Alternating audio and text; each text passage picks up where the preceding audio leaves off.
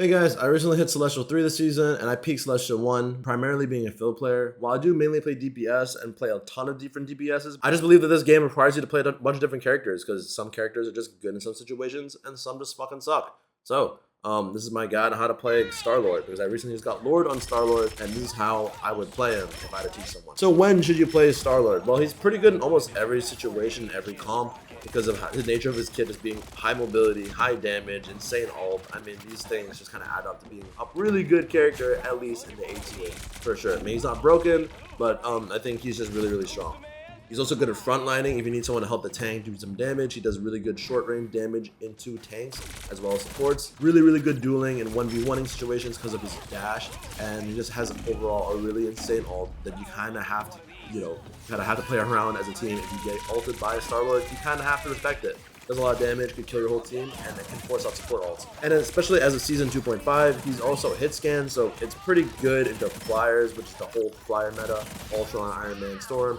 Season 2.5, a lot of these characters are pretty meta, so he's pretty good since he's hit scan into those characters. So who's he pretty good with? Who's he synchronized with? I think Invis is arguably one of my favorite. I think Invis is just the best synergy in the game with STARLORD, because STARLORD just needs something to protect him while he's in the air flying, and Invis just has the shield that presses right click in front of his face. Pretty great, in my opinion, to have that up whenever it's possible, just because it just gives him extra survivability when the whole team is focusing him. Allows him to just kind of wipe the game better than he already does. Adam's just already one of the best because of his team ups, and the team up is insane. Giving a second chance life to a good STARLORD player is kind of disgusting, especially if that STARLORD player died with ult up and you didn't expect him to come back up. He just ults your team from the back. It's kind of crazy. In this clip here, I kind of took out two people when they didn't expect him to res right there. It's pretty insane. I love that team up so much. However, unfortunately, Adam's not in the meta, so you're not going to see that often. Dive characters are also pretty good with STARLORD. He's not really exactly a dive character in my opinion, but he does pretty well considering he's also a short range, high mobility character. So who counters STARLORD? It's pretty obvious that almost every support ult with the healing invincibility thing is going to counter him. Luna, Invis, and Cloak and Dagger really well against his ult. Magneto's also a really good counter to STARLORD ult, so just be careful with Magneto ult because he could just throw a ball in your face. Another two characters I think Hell and Hawkeye are just really strong because they're really good at long range and STARLORD's only really good at short range. I don't think it's impossible to play that matchup. It's just you need to be aware of how to fight them. You need to learn how to get on them really quick without them seeing you. Because if Hell and Hawkeye spot you from a while away, they might kill you before you get to them. It's not the easiest to play into, but it's definitely playable. So let's talk about tips really quickly. If you don't know, his right click is invincibility frames. If you don't know what invincibility frames are, you just can't die. It's same as magic. It's just insane. You can dodge ultimates with this ability. It's kind of crazy.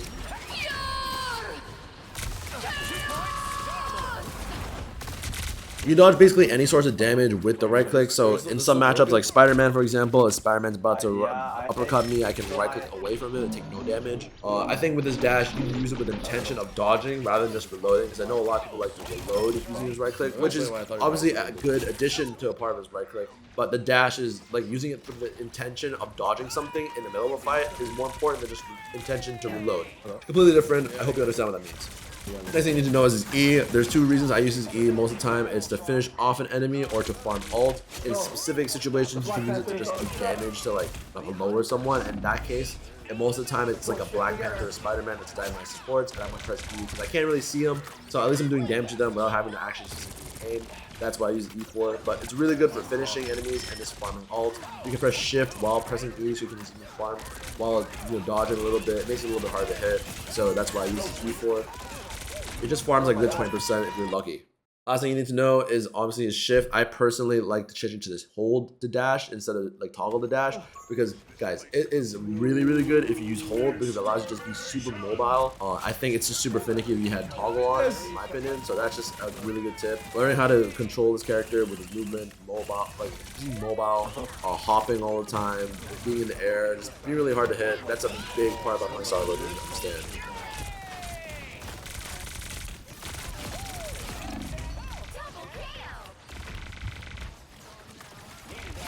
Okay, I'm still alive. Holy shit. Overall, I hope you guys enjoyed this video and like and follow for more. Yeah, that's STARLORD.